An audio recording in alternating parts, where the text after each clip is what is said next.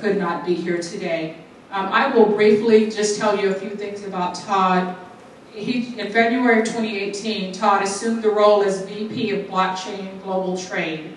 In this capacity, Todd has the responsibility for the global go-to-market strategy and sales execution for the Trade Lens and IFT marketplace platforms. Prior to this, his role was IBM VP Managing Director for PepsiCo for 7 years and Southwest Airlines for 2 years. In addition to that, he also held leadership responsibilities in IBM's global markets, channel, and system groups. Todd's present role caps a 31-year IBM career that began when he was recruited to IBM in July of 1988 after a brief and successful career in consumer banking for Wells Fargo. He's a native of Peekskill, New York, and Todd now lives in North Texas. Someone was asking me today, they were very impressed, Todd, they thought you commuted here from New York just to be with us today. But Todd does now reside in North Texas with his wife Norma. They have 4 children, Angela, Sydney, Tressa, and Tiger, and 1 grandchild. In addition to having a successful business career, Todd is forever the athlete. He enjoys many athletic endeavors. He successfully ran and completed 3 marathons and numerous 10K races. He also enjoys indoor cycling and yoga. Todd is, after 36 years, still the all-time scorer for boys basketball in Westchester County, New York, with 2,051 points, and he's currently 32nd all-time for the state of New York. He also has 1 hole-in-one playing golf.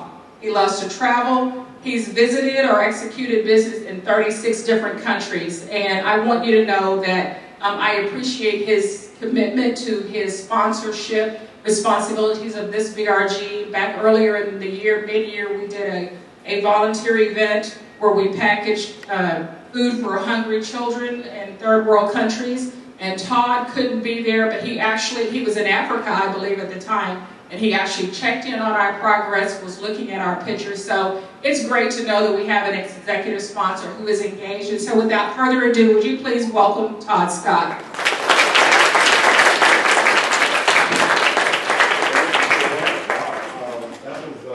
My mother must have helped me write that. That was way too kind. First of all, it's a pleasure for me to be with you guys. I can remember my first BRG. I'll tell you a little about that in a second. What I thought, she kind of told you a lot about it already. So what I thought I'd do is tell you a few stories to kind of set up why I think BRGs are important. And also give you a perspective on the idea of the company. Some of you are relatively new. Like I said, I've been around for a long time. And there's certain things that have changed dramatically within the company. There's things that have been very much the same. We can always do more. We can always do better. But when I compare how things are outside of IBM, some of my clients, some of my friends and colleagues, what they experience, I think the IBM experience is pretty good. Now, for those of you, we talked about Summit. So what they used to call it was a global sales school. It was a 1-year program. You now didn't have to learn how to sell. They learned how to program. How many of you are doing programming? Good. We have 1. But it's in products that are no longer in use. So it's in COBOL, RPG. I can't even believe I'm saying this. They don't exist anymore. Some of our customers still have some of these applications, but they've been replaced for the most part by hopefully cloud-based solutions. When I was 23 years old, I qualified to be a seller. In fact, before I got my certification, am I supposed to be using the mic? Sorry about that.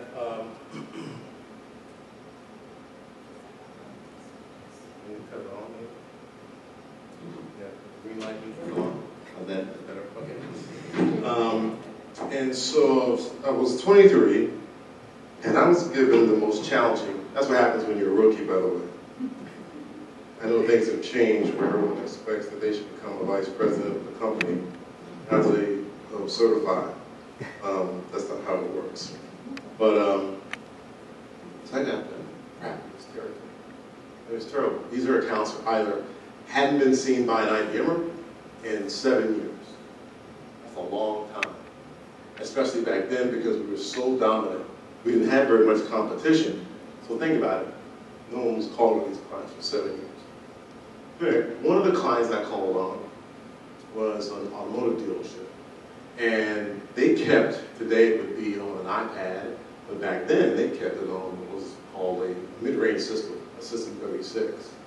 My job was to upgrade them to an AS400. And we're talking to the clients on the phone. I was really good with communicating value prop of our products on the phone, but then I'd go see them. And so this was in South Carolina. So I was driving down to Anderson, South Carolina, to call on this entity. I'm in the waiting room. I've got my bluest of blue suits on. I did not wear sneakers like I am today or jeans. Like I said, things change. I had the bluest of blue suits, a white shirt, and a red tie. By the way, if you wanted to deviate your dress code back then, you could go from red to maroon. But that was about it. Everything else had and then your black wingtips. Sitting in the waiting room, the CEO of the company, who I had a meeting with, comes out. He looks into the lobby, closes the door, and I could overhear him say to the receptionist, "I thought you told me the IBM guy." Okay? Now, of course, I heard this. It's 23, not 33, not 43, not 53, 23. I felt so small. She got up, she looked out, she's like, "Yeah, there he is right there." He didn't come back to the door. His son came out and apologized for his dad's behavior. We went into his dad's office. His dad refused to look at me, refused to talk to me. His son, I had a meeting with his son.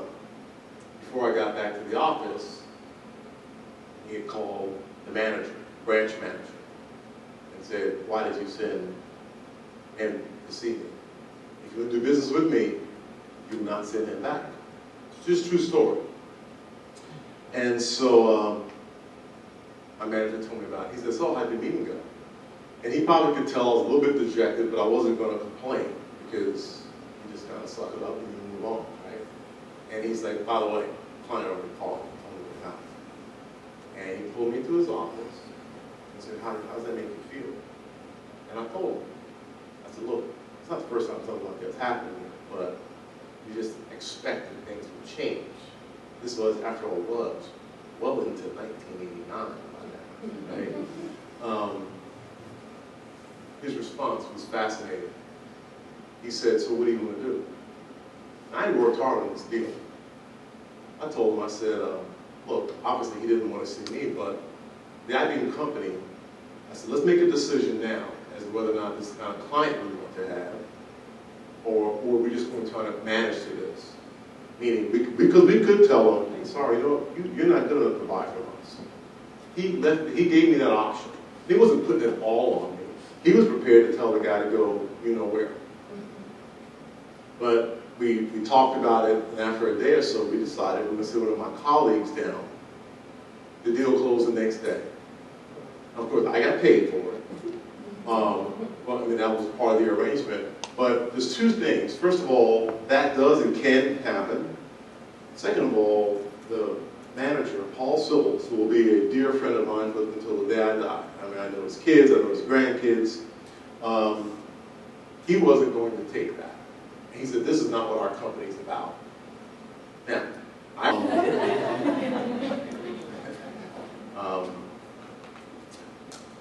so here's some highlights of my career. So, believe it or not, that moment I told you about was a defining moment.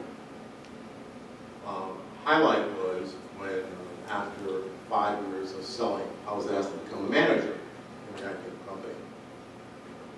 So I want you to think about this. I was 28 years old, and I was supposed to be managing old dudes like me now.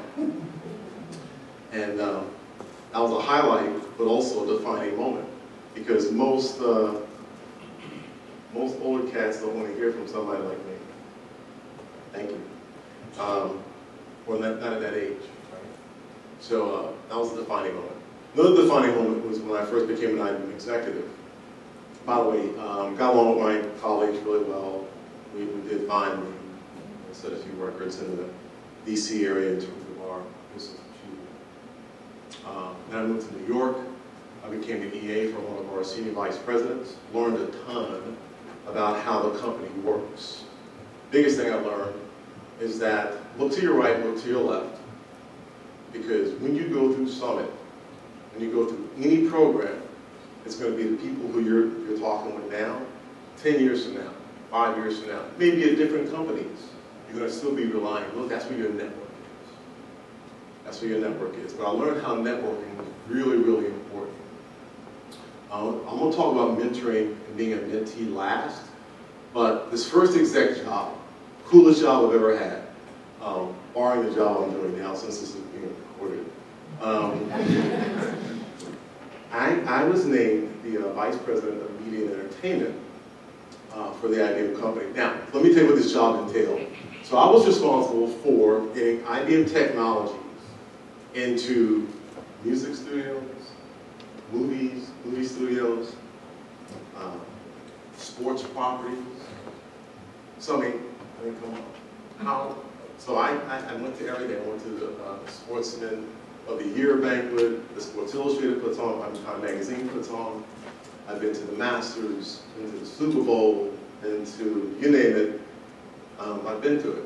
But I always took clients.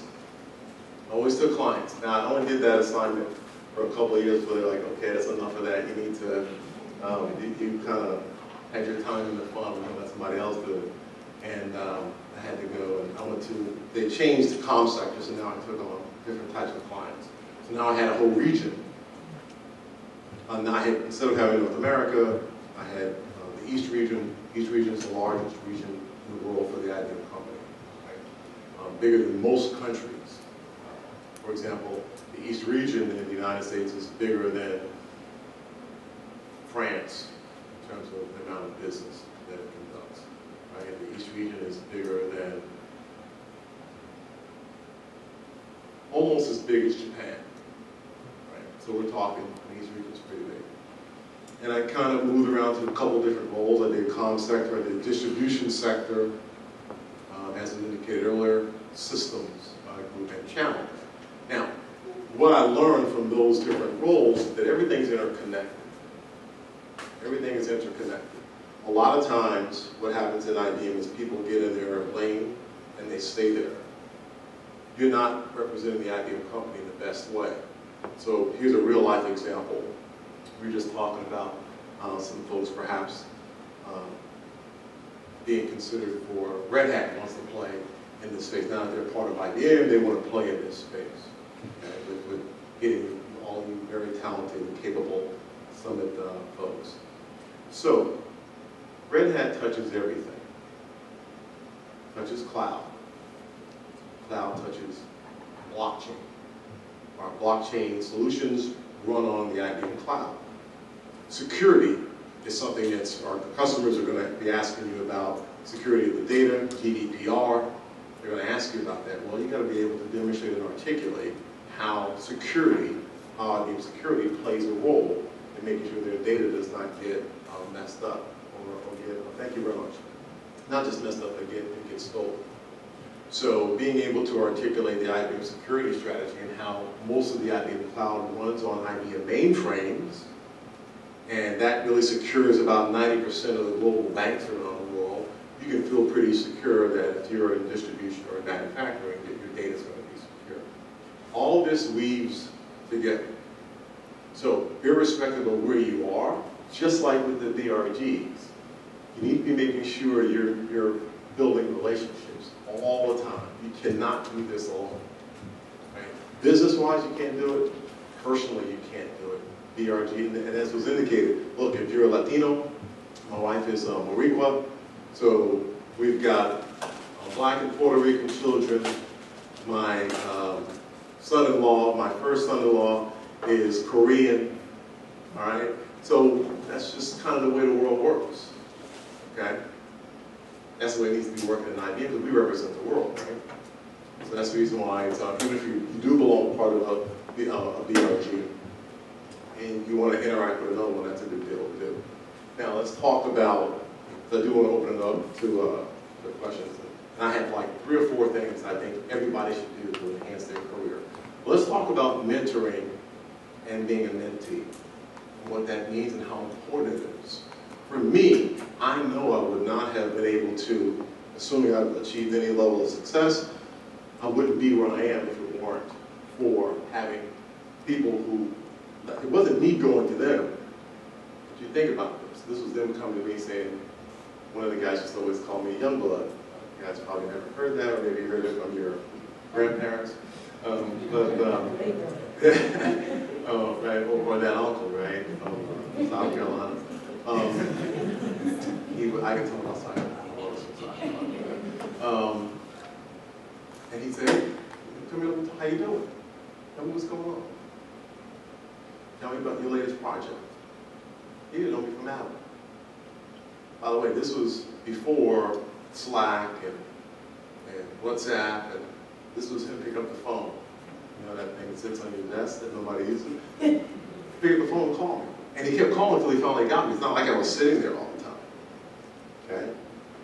How many times I'm not going to ask how many times it's happened to you, how many times have you done it? You don't have to be 55 to be a mentor to someone. You can be 25. I played college basketball, and my teammates, right, we were mentors for one another. There might be something that I did better than one of my teammates. So let's say that they were really good at reading where double teams were going to come. Well, they would teach me the trick of how to read that. Or if I were a better shooter, then I would teach them about shooting. So you can be the same level, and provide mentoring to someone. It doesn't have to be this big age gap. Now, there's no question your parents were right that us older ones, we do know more than you. So you just need to deal with that. To deal with that in a positive way. Because I learned as much from my kids' friends when they come over to the house and we're just chatting. I learned so much. Because over time you forget. And you need reminders. So that's but here's what being a mentor means. A mentor means, don't become a mentor if only you want to do is say flowery, nice things. On the other hand, if you're a mentee, don't ask anybody to mentor you if that's the only thing you want to hear. Because if they're going to do you right, they're going to tell you like it is. So I had a mentor. My senior year at Davidson, I was working for Procter & Gamble for the summer. And he decided he was going to be my mentor. Now, I grew up in New York, played high school and college basketball, kind of talked like a basketball player. So, again, nothing negative against the guys who you see on TV, but if someone doesn't teach you, Steph Curry, I went to Davidson, so I'll take Steph. Steph was not always as crisp and clean as he is, even though he went to some of the best high schools in Charlotte, and obviously the Davidson. He got better over time. He learned from his dad. He learned from his mom. He learned from his coach. So we all have someone. So anyway, this mentor said to me, "So Todd, you got to stop saying you know." Why? Sounds perfectly fine, And he said, Kenny Wilson, that's his name. Kenny works at PepsiCo now. Ironically, lives in Houston. We kind of got disconnected for a little bit, so we're both in the state of Texas. He said, the next time you say, man, so I'm gonna hit you. Now he was about my height, but he weighed about 30 pounds more than I did. I refer to him being a big cornbread and grits dude. I mean, he could just eat that. He's just big. Okay, not an ounce of fat on him. Anyway, it came out of my mouth. Hey, I'm not suggesting you hit. Not suggesting. I know this is 2019, not supposed to hit or corporal punishment or anything like that.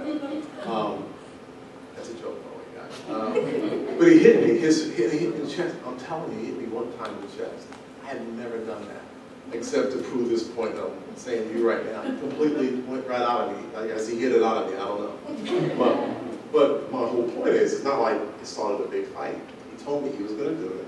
He told me the negative impacts of it. He told me what to expect. And he told me the benefit if I did get rid of that. Now, I'm using a little bit of humor to make the point. That's kind of what mentors should be doing. Mentors should be telling you, if you're wearing a yellow suit to work, he probably tell you that's probably not the thing to do. And you can't get your feelings hurt. Save that for Sunday or Saturday night, whatever. Right? That was talk to the guys, by the way, ladies. I think yellow suit probably just fine. If he tells you, if someone tells you your shoes, you should polish your shoes. That might sound like a little bit of an insult, not coming from a mentor. A mentor should tell you, the shoes look messed up. Find a pair of shoes, I'll help you. Or if there's any recommendation, and again, 3 daughters, and they're all professionals now, so they fortunately had friends tell them, hey, that color lipstick does not look good when we have a big meeting with Next Level Up. That's what a mentor is going to do. It's not always going to be, hey, let me help you put your proposal together. Yes, they're going to do that. But they're going to give you those proactive things that can help you move your career along and not have what I call small rocks. Usually big rocks, no one can do anything about. I want to repeat that. A big rock is something big in the middle that you do. A big rock would be cheating on an expense report, right? No one can help you. They tell you not to do it. You do it, then you got to suffer the consequences. Okay? Small rock is the shoe's not polished. Small rock might be you have a stain on your shirt. Sometimes those things seem trivial. Those can be game changers, folks. Small rock might be, hey, some of your clients might be of a certain religion. So if you're a male, I might go and shake his hand, reach out. But if certain religions, I'm not going to do that to her. I need to know that. How else would I know? Unless you're from that culture. By the way, I may stick my hand out, and she may look at me just like that. Give me the death stare. You can't get insulted by that. Those are things your mentor can, or a peer can say to you to help you out. It's huge. It's huge. You don't put her in an awkward spot, sticking your hand out, and she doesn't reach back. If you don't know, you're going to think, what's her problem? First thing you're going to think is, oh, she won't shake my hand. And then you have an attitude, but you also made it difficult on her. Okay? Mentors, we should all be mentors, and we should all be giving back. Because whether it's an uncle, an aunt, an older cousin, someone from church, someone from synagogue, there's someone who along the way said, I believe in you. No one else does, but I got you, come on. We're going to learn something. We're going to do something. It's no more complex than that. So be one, have one. If you don't have one, you're not serious about your career. Okay? There's 2 types of mentors. There's a career mentor and there's a personal mentor. I described you a personal mentor. Career mentor, you may not have that kind of personal relationship, but he or she knows enough about what you do and what you accomplish so that if they hear about someone wanting someone who can fill a certain job, they can say, I think Levita will be great for this. Right? That's what a career mentor does. So, you have to take initiative. I know some of y'all are shy, don't like talking about yourself, right? I almost said it's not bragging if it's true, but that kind of get taken out of context too. So, just once a year, twice a year, don't know what you're working on. And it can't be all, everything's perfect. I sold 25 deals in 2 days. I exceeded my quota in February. I mean, no one can say that. And if you do, you won't be staying there for long because you'll get a quota increase. But you can say to them, I lost the deal. How many people have lost the deal already or failed? Anyone ever failed? Anybody? Okay. Keep on living, you'll fail. Failure is not a bad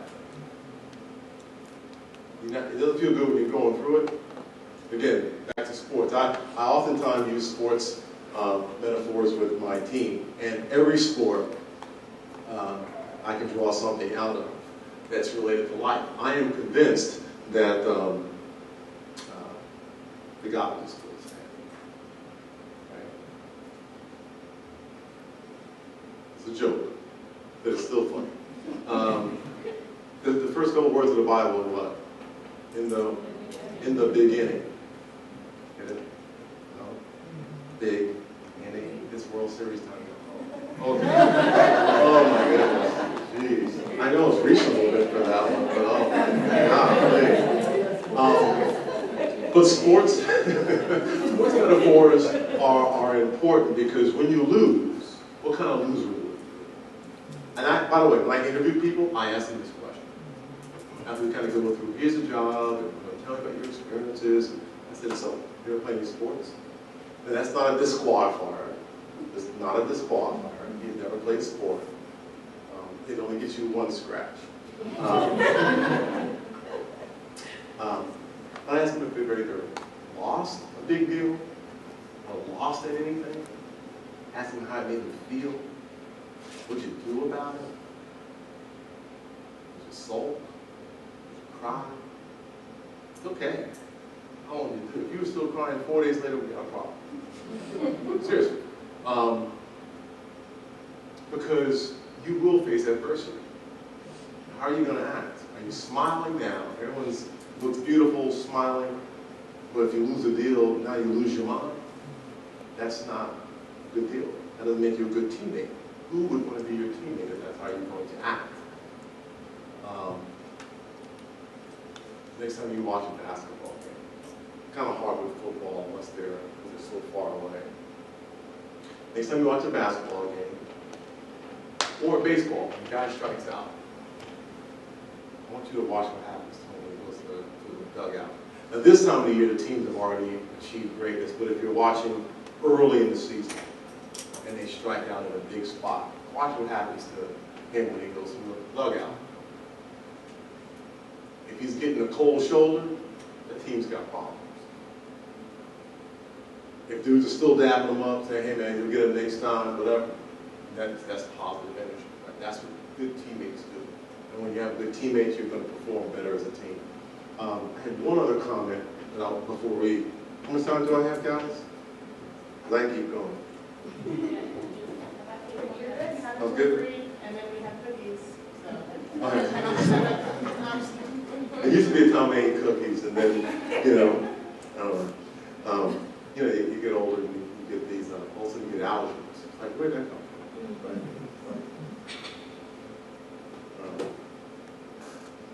So I said I wanted to give you a couple of things to think about in terms of your own career. This is just for you, because everyone's going to embrace this differently. And again, I learned this from my mentor. He said, be known for something. Be known for something.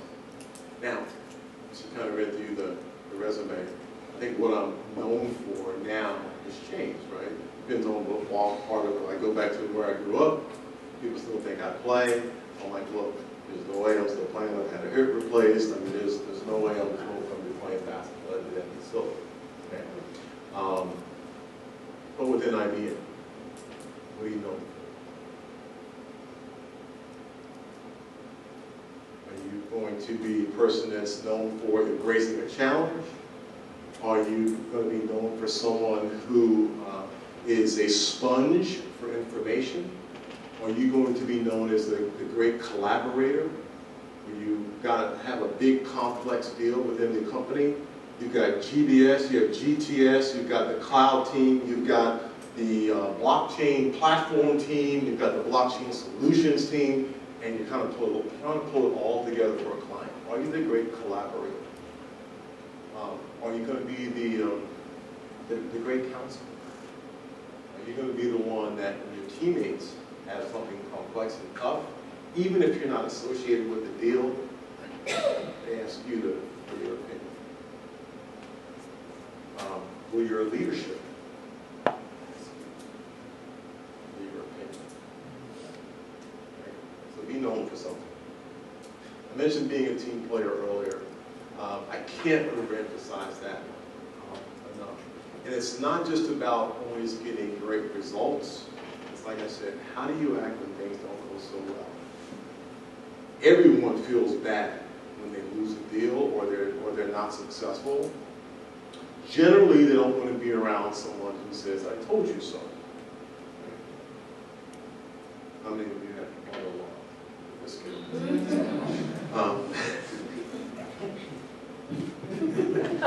Did not send this to my mind. She'll be like killing here. So, team player, very important. Third thing, always be prepared for you to raise the bar. How many times have you get a new role, or if you're recently out of college, the first exam or first paper, you ace it. And you're like, I got this class on lockdown. You don't put in as much study time as you did the first time, and all of a sudden that A turns into a C+. And it's the teacher's fault. Right? Because you did not continue to raise your game. That will happen for your IBM. Get your first checkpoint. You had your first checkpoint. It's coming. Okay? You get your first checkpoint. I'm going to tell you how great you are. You were great in the summit. They loved you. You killed every sales review you had to do. And all of a sudden you're on quota. Or whatever the role you might be in. You're a consultant. You're expected to bill so many hours. The bar has already been raised for you. Where are you going? What are you going to do? Are you going to rest on your laurels of being, we used to do sales schools, being the president. I remember being the president of sales school. I was like, so cool. It was like the thing. I don't remember that check coming with that. Okay? So, you know, it's like one bullet on your review.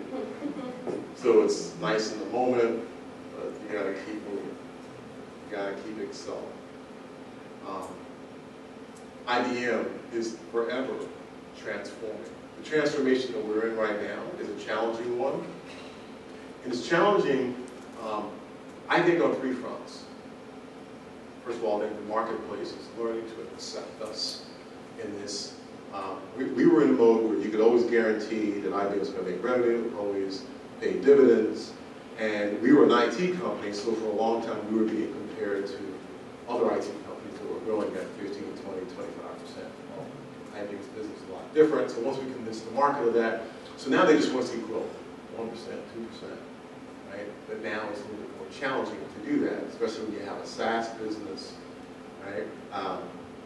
Not making any excuses, but it takes time to get where we want to be. The other thing is, all of us in this room, I'm glad to see you guys. I think it was, you say 380 summit? I am so thrilled with that number because they're coming with a fresh perspective. They think about things a little bit differently than those of us who have been around for a long time. It's really easy that when you've been successful the old way, to think, why would I ever change? I, for one, think that's silly, right? I mean, I'm going to preach this whole thing of being a good teammate. Part of being a good teammate is being adaptive. You're in the middle of the game, a teammate gets injured. Coach says, I need you to fill that spot. What are you going to say? Well, I'm going to fill that spot. I'm going to do it the way I want to do it, or the way you've been coaching me up to do it. The team loses if you do that. You got to be willing to change and do what's required for the team. Same thing within IBM. So if you've always been your career selling mainframes or selling systems, I remember when systems used to represent $50 billion in the IBM company. When I was in systems, it was $50 billion. I think this year it's 10, 11, 12 billion. The world changes. I can remember when we gave our skilled resources away for free. In fact, I remember thinking, or I remember my colleagues around me thinking, our company was doomed for failure because now we were going to start charging our clients for our skilled and talented people. And now services represents, between GTS and GBS, 55 billion or 87, 85 billion, kind of big, right? I remember when it was zero. So you have to be willing to change. Our company has to be willing to change. We need for you to embrace this journey that we're on and lead. Be a participant. Think about how you're going to make a difference. In fact, that should be the fourth one. How are you going to make a difference? In everything you do. In everything you do. Whether you're finishing up class, the new role you're going to go in, if you're going over in the cloud, okay. What are you going to do to make sure that our cloud business not only continues to grow, because it's growing, but we start to outpace the competition. And that's the problem. We're growing, but we're just not growing fast enough. You come over to blockchain. By the way, the most, I was talking about the MBA job. By the way, I did go see David Stern. I'll tell you this quick thing yet. He was 30. Yeah, 30 years old. And I think he was 33. I'm on my way to see David Stern for a meeting in the end. And I pick up what was then a flip phone. Wow. And I'm in the heart of New York City, and I call him up. Dad picked up the phone. Hey, dude, after that, I got to tell my own story. Say to my mom, Mom, you're not going to believe this. After all these years, I finally made it to the MBA. And her in a southern accent. Oh, what are you talking about? And so I tell her my new job and what I'm doing, et cetera, et cetera. She says, that is sugar, that is great. She says, so, does that mean I finally get my new house? Right? I always say to her, Mom, will you just let me play? You don't have to worry about a thing. I'm going to live again, buy a new house. I don't know where I was going with that, but I just thought that popped into my head. That's the other thing that comes with age, that lots of stuff. Oh wow, I really can't remember where I was going. Anyway, I really can't remember. Let's go back to my list. Oh, it's talking about about how we need to follow this transformation journey. Guys, we're at a very defining moment in the company, seriously. And it's defining because every quarter is a challenge. You're here, I know this is about BRG, but by the way, there's a reason why the business part in the resource groups oftentimes gets forgotten. And one of the things that I'm part of the executive council, my co-chairs and I talk about is how are we as a constituency going to help move the IBM agenda. We have, if you go to the W3 and you go to our site, we have people who are experts in all the major areas of IBM's growth initiatives. We have people in blockchain. We have people in cloud. We have people who are distinguished engineers. We have people who are on the pathway to becoming an IBM fellow, right? Which is, there's DEs are smart. Fellows are really smart. They are a special group in the company. We have people who are on the pathway who understand how systems plays in this new world. How our software, how our financing We have people in all aspects of the company. Like you need to make sure you're engaging with them so that if you're asked to do one of those assignments, you're going to be prepared to step up and represent yourself and the company really, really well. I almost remembered what I forgot, but then it lost me. So how about we do this, since we have a few seconds. I do have a call that we need to get to. Blockchain. So here's why this is exciting and what I do now. So I've done some cool jobs. One of the things I've done when I was part of the managing director of PepsiCo, we closed the largest deal, still the largest deal ever, when it comes to finance. So we basically took all their people. Some of them were made IBMers. Some of the people who took the work inside of IBM. It was a deal worth 1,486 FTEs globally, $700 million. All of the kind of outsourcing of people that's been done. That's the largest one in the finance space, order to cash space. So that was a cool thing to do and to get. It wasn't just me, it was me and a bunch of other folks. But being able to get that recognition was really cool. But blockchain really will transform how we all do business. Real quickly, what I have a responsibility for, we'll talk about TradeWinds, which is a solution that we co-developed with Maersk, who is an ocean carrier. It is one of probably 30 ocean carriers globally, but they're the biggest. They're the biggest ocean carrier. So what we're trying to do, everything, these desks, these walls, that board, chairs, all move across the world via the waterways. Okay? But there hasn't been a lot that has changed over the last 60 years in the shipping industry. So I want you to think about that for a second. Think about how much has changed in the world. Shipping is still done the same. Very paper intensive.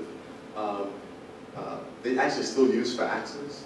And they often rely on paper for what they do. So what we're doing is we're taking all of those processes and digitizing them. And what this will do is take cost out of everything that you and I buy. So we all benefit from that. The World Trade Organization has said that if we were just to get 15% improvement, this is a study back in 2013, if we had a 15% improvement, it would add about 8 to 9% to global GDP. Just under $2 trillion. That's more money that can be spent, particularly in developing countries. Right? This is not going to move the needle much in the United States. However, I spent 2 weeks in Africa. This will move the needle for Africa. I've also spent a lot of time in Latin America. And South America in particular, that will move the needle in those countries. Southeast Asia, that will move the needle in those countries. So those countries now that are very paper, has anyone been to Nigeria? Okay, so when you go to Nigeria and you're leaving the country, and you're going to get on the plane, you don't normally show your passport, scan it, all your info comes up, and you're who you say you are. Here's what they do in Nigeria. It literally is a piece of paper and a pad, a yellow pad.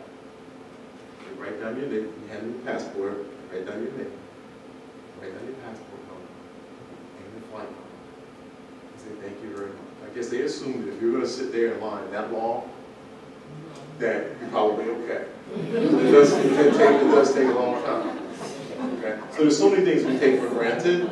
You know, we get mad when we get the TSA line, right? What they mean is 3 minutes. Right? The board's flashing at you. This will be priority. First world problem. But my point is that blockchain can change all that. So all those documents that get exchanged either via courier or FedEx, you think about it, it's $20, $25 at a pop. All that now can be on the blockchain. Documents can be exchanged. It's immutable. It's secure. Right? right? So now the trust factor in the whole ecosystem goes up. When trust goes up, more business is conducted. When more business is conducted, there's more money for everybody. So now our target, our next goal is 2030. So the World Trade Organization is saying, okay, so we've seen this 15% bump. We've seen this 8 to 9%. It's, by the way, countries have validated they've seen this improvement. Now, if we continue down this path with technologies like blockchain, by 2030, which is not that far away, there could be a 30% growth in the shipping industry. Now, if you think about that for a second, that means that more goods being exchanged around the world. The more goods, the lower the price, everybody wins. So we're talking about, and then, by the way, countries like Kenya, like Djibouti. How many people know what Djibouti is?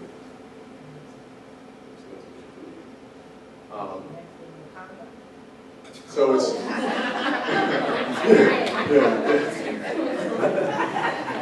I didn't know before they told me I was going on, like, what are you talking about? So it's just above the nose of Africa, right? That's where Djibouti is. Tanzania, right? South Africa, these countries can all be transformed. Ethiopia, all be transformed if we pull this off. So far we're making really good progress. We have a big part of the ecosystem built out providing us data, because blockchain, by the way, is all about data. And then the other thing is we now have 65% of the global containers either on or committed to our platform. So you have real data. Nobody else in the world has this capability. Nobody. Those are the kind of things that IBM does, but that's also what's really cool about blockchain. People talk about, this is not the official company line, this is Todd's line. Red Hat will transform how we compete against Microsoft and Amazon. There's no question about that. That's a game changer. But in terms of changing the world, blockchain can change the world. By the way, it runs on the IBM cloud in case anybody asks you wondering what Todd is talking about. Will change the world. You've heard of food trust? Same thing. So now, if there is a recall of food that takes place in the United States of America had 8 recalls last year, 4 people died. We're talking the United States. Okay? Why? Because when there's a food recall, it takes time to figure out where the food came from. You know what everyone does? People probably took romaine lettuce out of their diet. Yeah, one batch of romaine lettuce, it may have been someone died in New York, people in California are dumping their romaine lettuce because the systems did not talk to one another. With IBM Food Trust, you can now go all the way down to the lot level. So you'll know what day that lettuce was, what truck it was on, the day it was picked, which stores it went to. 8 seconds. 8 seconds. That's what blockchain has the power to do for not just IBM's business, but for the world. Completely changing the industry, by the way. I was working on a deal in Geneva. How many people have been to Geneva? Expensive.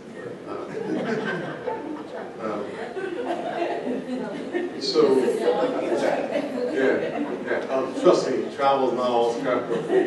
Wait, miss a flight, miss a connection.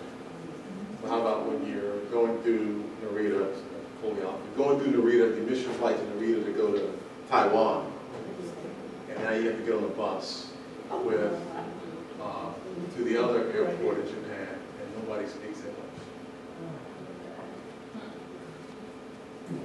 So you're like trying to show something. My whole point is that blockchain is transformative.